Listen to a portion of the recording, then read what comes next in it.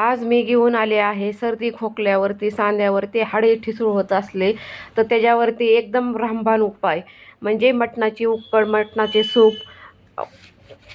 हे तुमच्याकडे मी आज शेअर करणार आहे. कशा पद्धतीने मटणाचे सूप बनवायचे, एकदम तरारी आणणारे मटणाचे सूप आज मी बनवले आहेत. कशा आहात फ्रेंड्स? मजेत ना? मीही मजेत आहे. मस्त खा, स्वस्त राहा. अशा पद्धतीने आपण मटणाची आज उकडची रेसिपी पाहणार आहोत.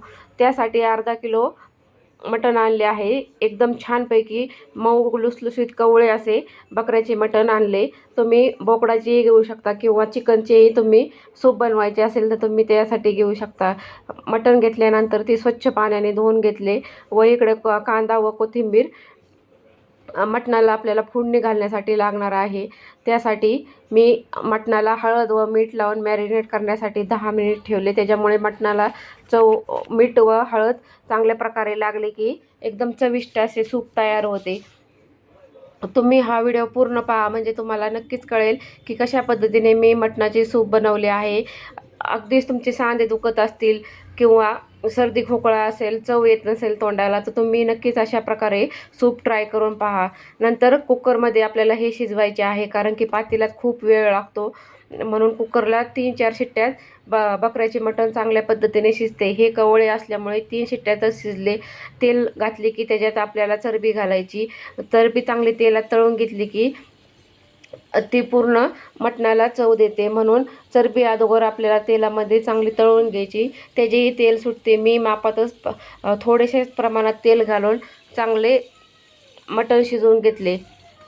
कारण की मटणाला जास्त तेल घातले की ती खूप तेलकट व पचपचीत लागते. सर्दी खोकला झाला असेल, आधीच तर चरबीत तेल असते व अजून जास्त तेल घातले की खूप तेलकट लागते. म्हणून तेलाचे प्रमाण थोडेसे मापातच घालायचे म्हणजे आपले उकडला जास्त तेल होणार नाही. अशा पद्धतीने चरबी चांगली तळून घ्यायची. 2 मिनिट चरबी तळून घेतल्यानंतर त्याच्यात मी कांदा ॲड केला. कांदाही चांगला परतून घ्यायचा.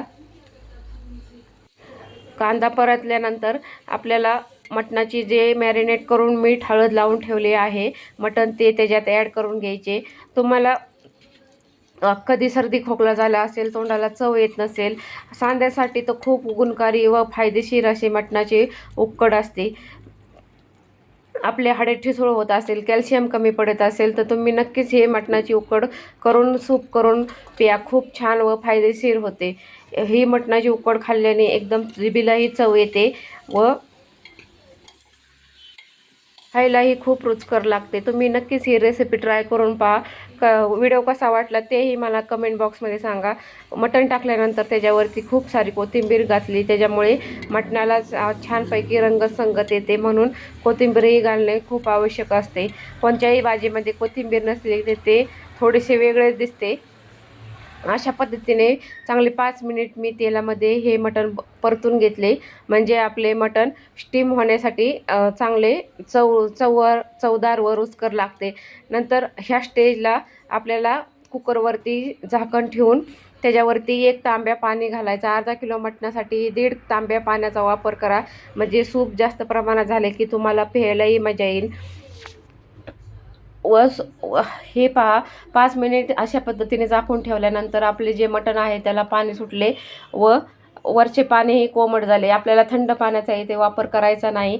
कोमट पाणी आपल्याला मटणाच्या उकडमध्ये घालून छानपैकी सूप बनवायचे आहे. नंतर हे सर्व एकत्र करून जे पाणी कोमट झाले आहे ते ह्याच्यात ॲड करून घेतले व 3 शिट्ट्या घेऊन मस्तपैकी आपली उकड तयार होते. तुम्ही नक्कीच माझा व्हिडिओ पूर्ण पहा म्हणजे तुम्हाला कळेल की कशा पद्धतीने उकड बनवायची आहे.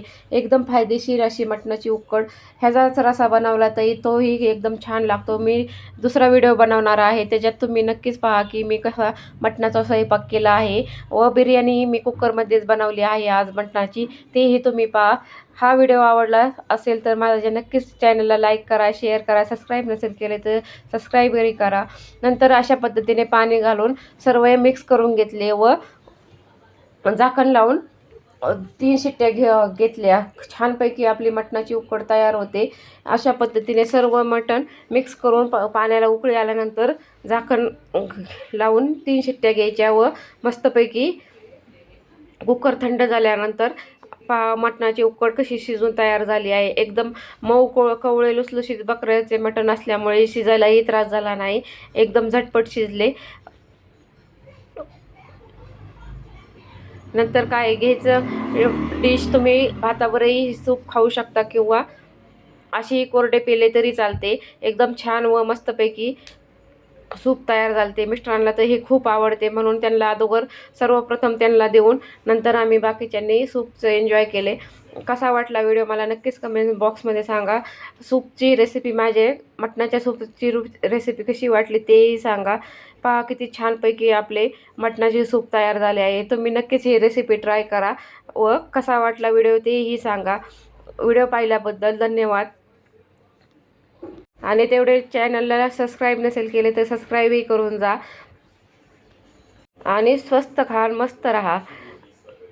असे हेल्दी खाल्ले की कोणचे आजार जडत नाही किंवा आपल्या अंगात कमजोरी असेल तर नक्कीच तुम्ही रेसिपी ट्राय करून पहा. एकदम छानपैकी आपले मटण तयार झाले.